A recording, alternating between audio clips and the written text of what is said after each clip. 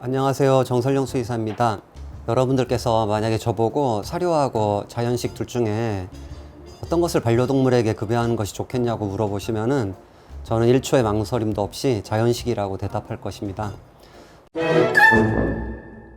제가 그 반려동물 영양학에 입문한 때가 2004년 초기부터인데 사실 이제 그때 외국계 회사에서 근무하면서 영양학에 대해서 이제 알기 시작하게 되었습니다. 그래서 이제 그때부터 회사로부터도 그렇고 또 뭐 여러 가지 학회라든가 연수 등을 통해서 영양학에 대한 교육을 좀 받았고요. 그리고 이제 그와 마찬가지로 이제 수의학적인 그런 질병과 관련된 부분이 영양학과 또 연계되어 있는 부분들을 좀 공부할 수 있는 그런 기회를 이제 갖기 시작하게 되었습니다. 이후 이제 외국계 사료회사에서 퇴사하고 반려동물용 사료 생산 프로젝트에 다수 참가하게 되었었는데요. 그때 이제 국내외 반려동물 사료 및 간식 공장을 좀 많이 방문하게 되면서 실제적인 그 사료라든가 간식들이 어떻게 생산되는지 그런 과정을 익힐 수 있었습니다. 근데 이제 그때 당시에 좀 아직도 잊지 못하는 것이 그 사료 공장의 이제 관리자가 그 사료 킬로그램당 1,000원이 넘는 것은 거의 드물다라고 말씀을 하시더라고요. 그 원재료비가 1,000원인데 당시 킬로그램당 약 10,000원 정도로 소비자 단가가 형성된 상황이었거든요. 그래서 이제 보면은 단순 비교로 이제 원재료 대비 10배 정도 이제 소비자들이 더 주고 사료를 구매하는 그런 상황이었죠. 물론 지금은 이제 많이 개선되었겠지만 아직도 생산 단가가 매우 중요하게 간주되는 것이 이제 반려동물 사료입니다. 자, 한번 보겠습니다. 반려동물 사료에 가장 많이 사용되는 닭고기를 한번 예를 들어보겠습니다. 그래서 여러분들이 인터넷에 가셔가지고 육계 시세라고 검색해 보시면은 그 닭고기 산지 시세가 나와요. 근데 여기 이제 통닭 시세도 있고 부분육 시세도 있고 이제 여러 시세들이 있는데 이제 예를 들어 가지고 부분육이라 그러면은 우리 사람들이 섭취하는 닭가슴살이라든가 그 닭 넓적다리살 이런 것들을 얘기하는 거거든요.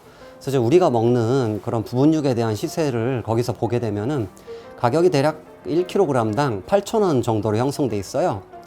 근데 이게 부분육이잖아요. 수분 함량을 포함한 무게 기준입니다.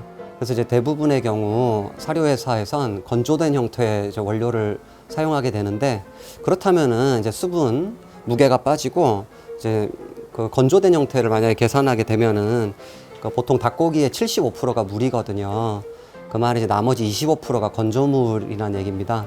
그렇기 때문에 여러분들께서 8,000원 주고 닭고기 1kg를 구매하신다는 얘기는 8,000원 가지고 그 건조된 형태를 250g을 구매를 한다는 얘기입니다.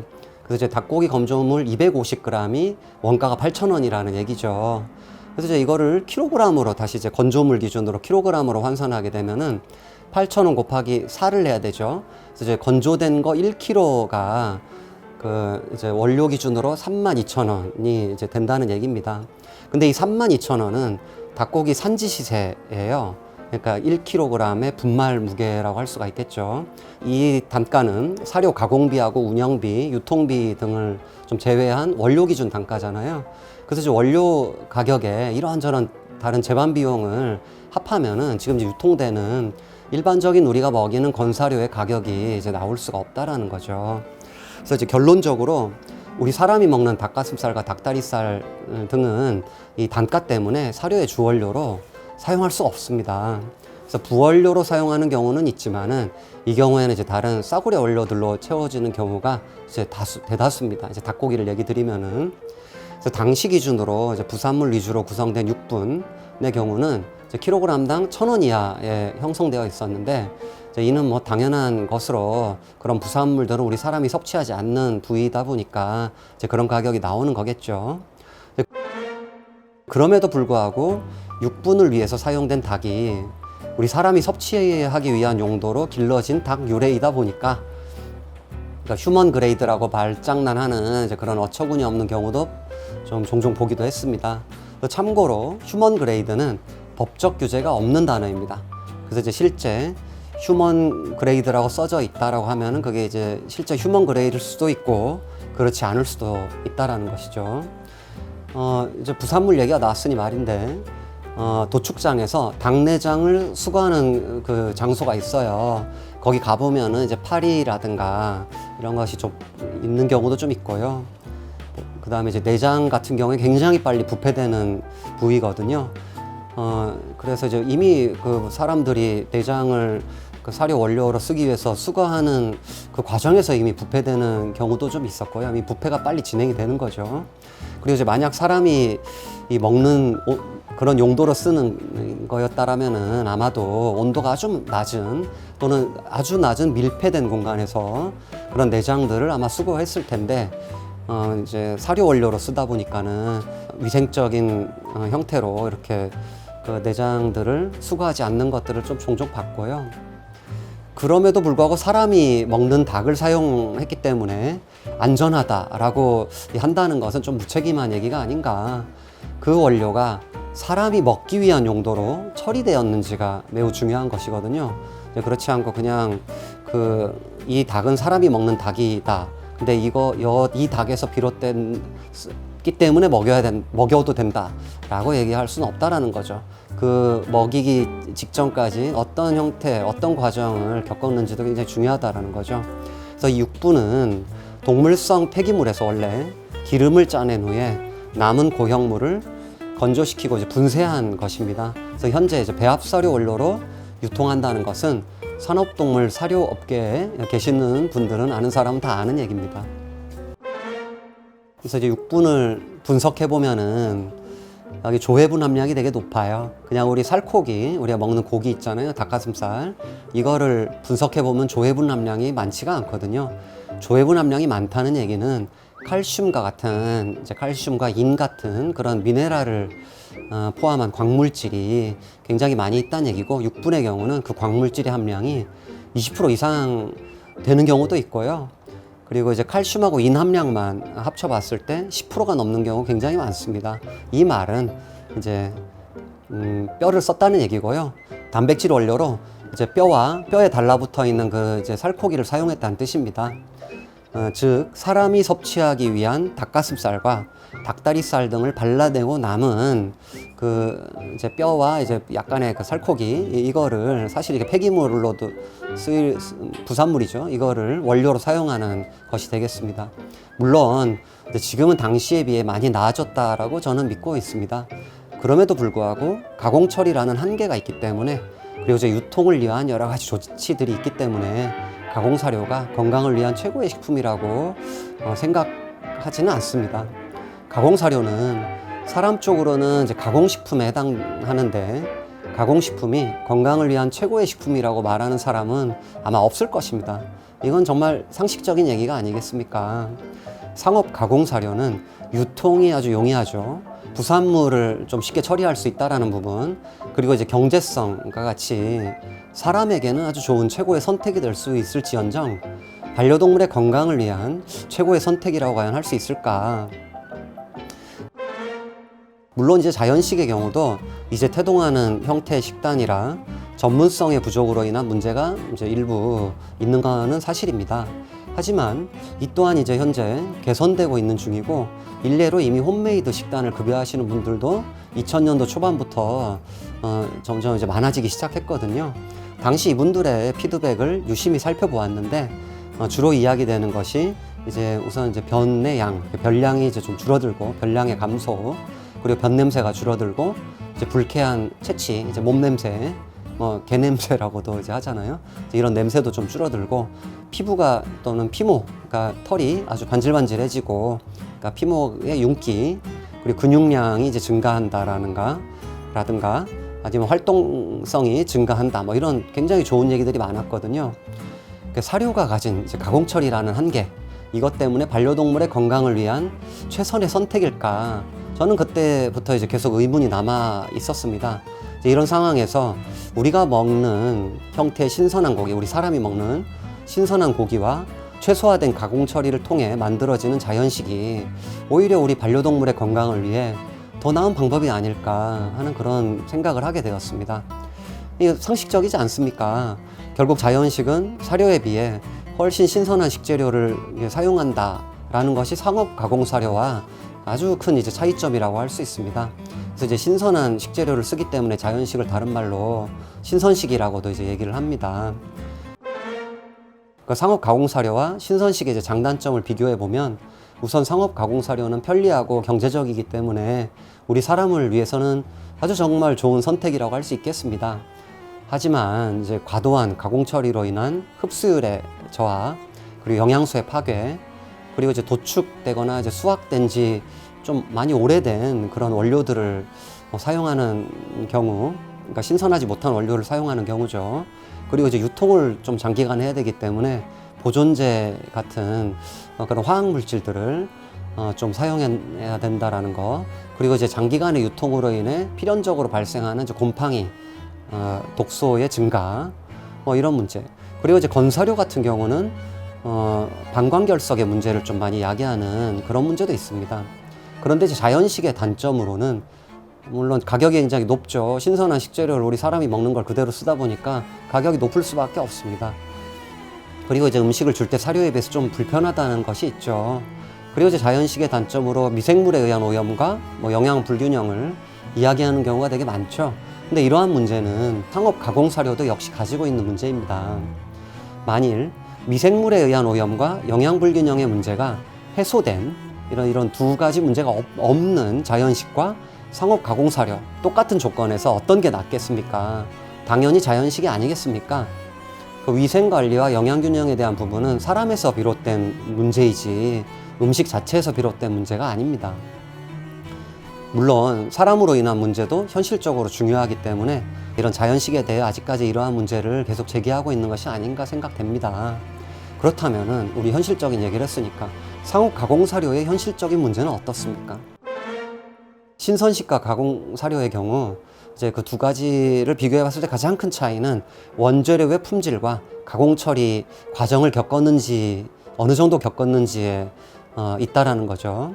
자연식은 과도한 가공 처리 과정을 거치지 않고 만들어진 이제 형태인데 반해서 상업 가공 사료의 경우에는 원료 단계부터 열 처리가 여러 번 이루어지는 형태입니다.